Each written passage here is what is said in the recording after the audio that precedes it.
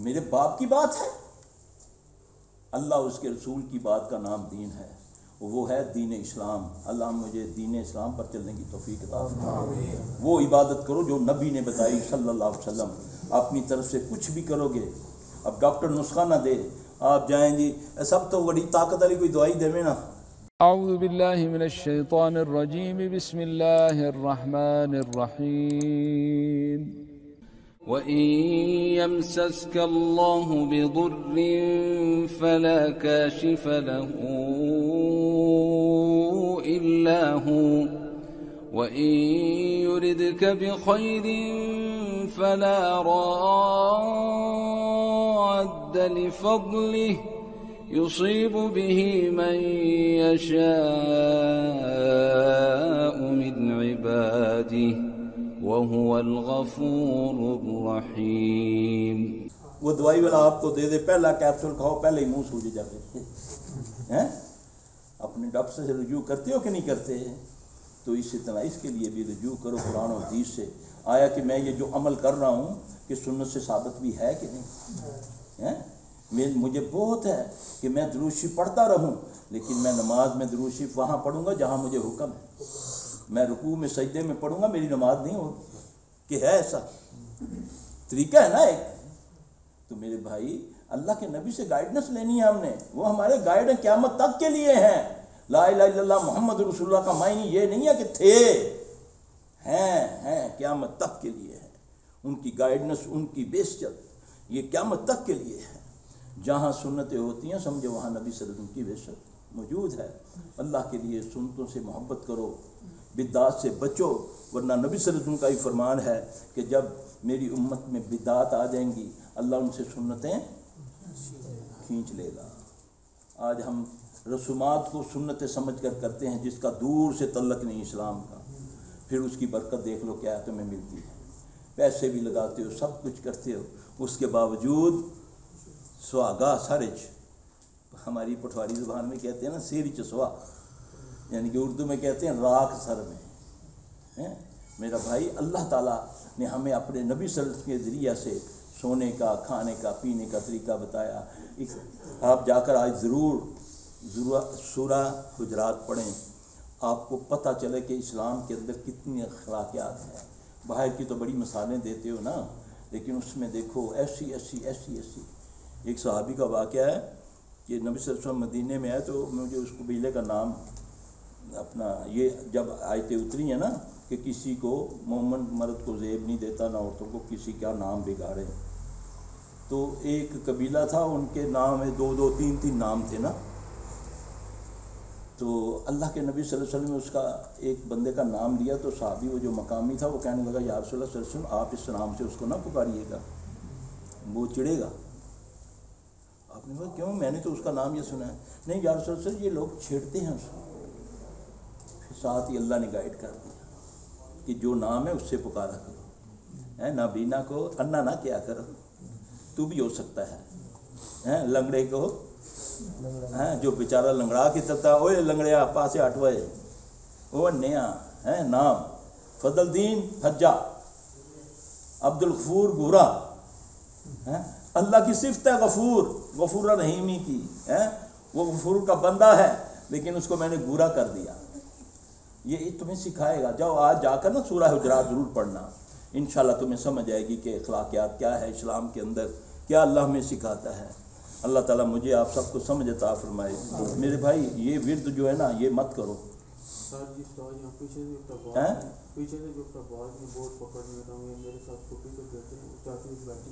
اللہ آپ کو صحت دے نا۔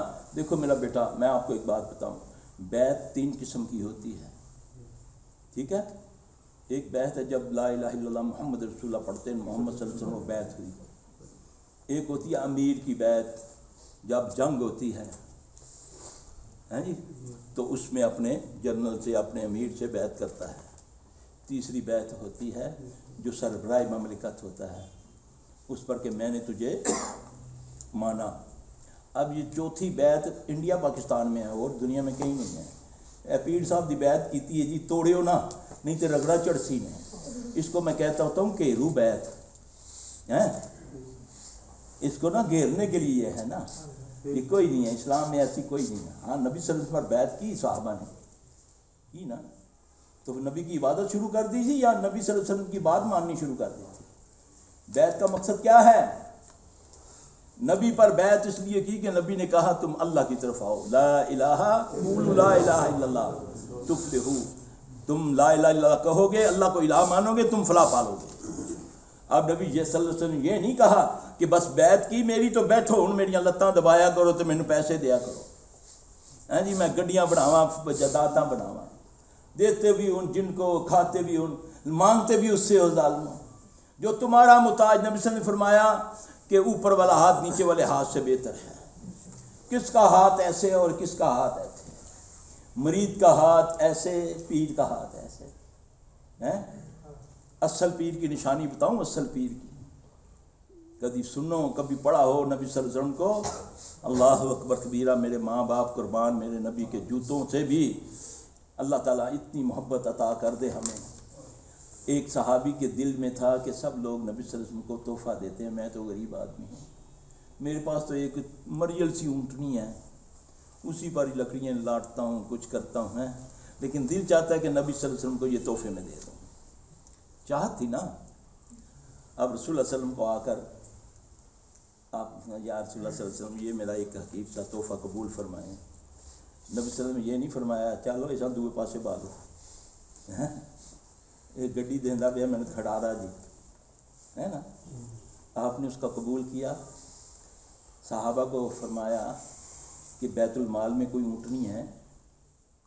اونٹ نہیں، اونٹنی۔ آپ نے فرمایا ہم نے تمہارا یہ تحفہ قبول کیا، اس کو بیت المال میں باندھ دو۔ وہاں دیکھو کوئی اونٹنی ہے؟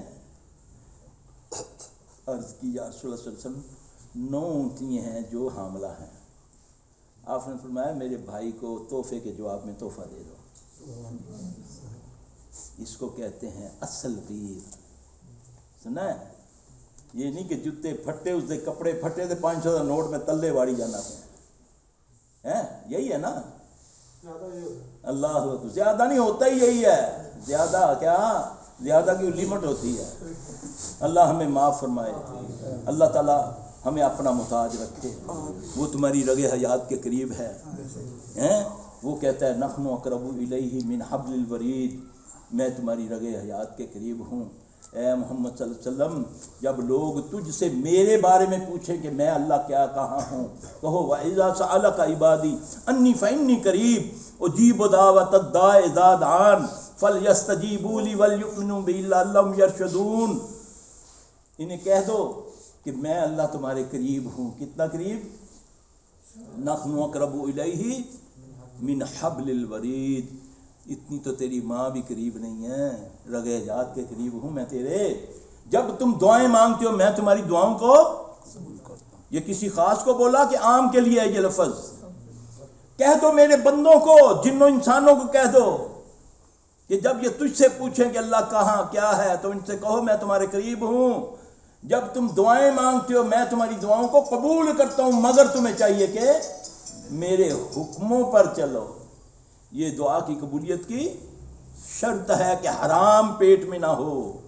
ایک نوالا حرام کا کھانے سے 40 دن کی عبادت قبول نہیں ہے، نہیں تو میں تو نہ جی کدے زندگی جو سود وقت تکیا بھی نہیں، نہ جی کدے پورا تولیا تے پورا ماپیا ہے تے بیٹھا غیبت کر رہا ہے، بھائی کی غیبت کر رہا ہے، کسی کی غیبت کر رہا ہے نا، تو یہ حرام نہیں ہے۔ جس نے غیبت کی اس نے کیا کیا؟